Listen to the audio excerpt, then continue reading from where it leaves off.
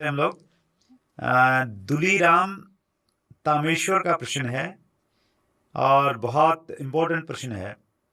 Direct selling में लोग टिकते क्यों नहीं है?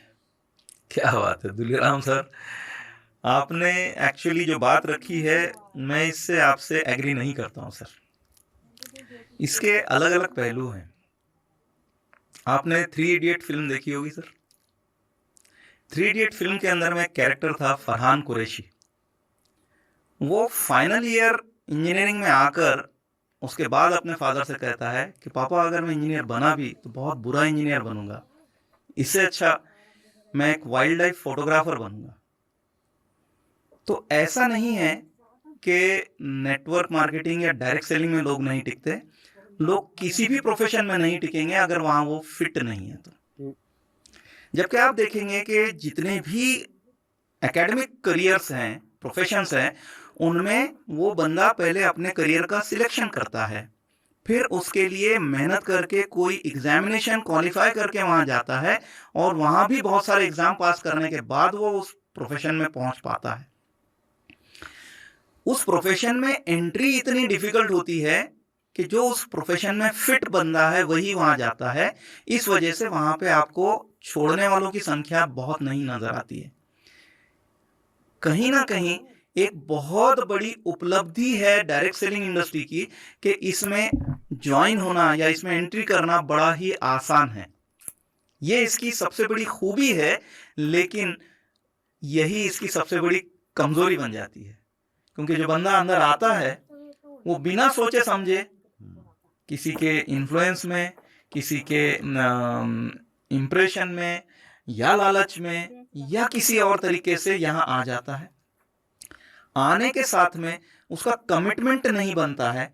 कुछ हजार रुपए में ये बिजनेस शुरू हो जाता है सर, और वो इतने कम होते हैं कि उतने में तो ये 2 अच्छे सूट नहीं बन पाते। खराब होने का जितना गम रहेगा उतना ही गम इस व्यवसाय को छोड़ने का रहेगा। अगर इसी की एंट्री अगर मान लेते हैं कि 4 से 5 करोड़ रुपया, 10 करोड़ रुपया अगर इसकी शुरुआत करने की, मैं इसको डिफरेंट तरीके से लूंगा। ये डिस्ट्रीब्यूशन का बिजनेस है।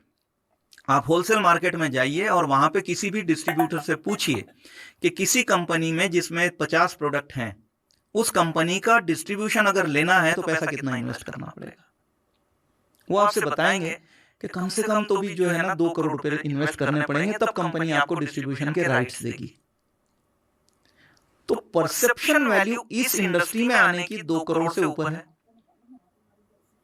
2 करोड़ रियली अगर कोई भी बंदा इसमें इन्वेस्ट करेगा तो वो without study, without knowledge, without learning the skills, without proper mindset, without proper attitude, without proper belief system इसमें काम नहीं करेगा।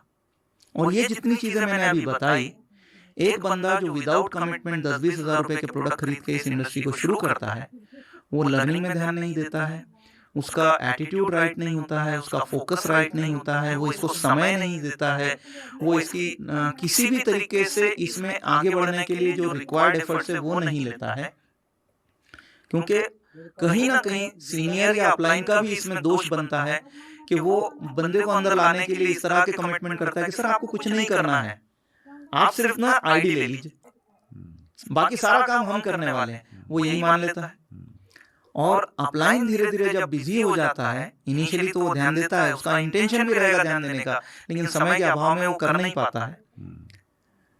ऐसा करके इसमें से बहुत सारे लोग जो आउट हुए हैं, मैं दरअसल उनको नेटवर्कर या डायरेक्ट सेलर नहीं कह सकता हूं सर। इसके लिए शायद पाटनी सर ने एक बहुत अच्छी टर्म यूज की है कि नेटवर्किंग टूरिस्टर। कि वो टूरिज्म के तरीके